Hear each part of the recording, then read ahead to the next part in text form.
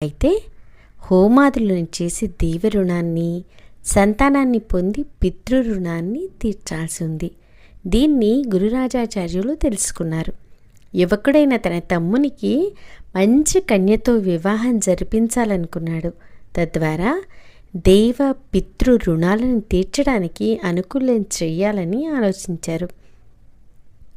అప్పుడు దగ్గర అగ్రహారంలో చతుర్మతి, వినయవతి, స్నేహశీలి, పతియే దైవమనుభావం గల సద్గుణాల కని, సౌందర్య రాశి అయిన సరస్వతి అను కన్య ఇంటికి వెళ్ళారు.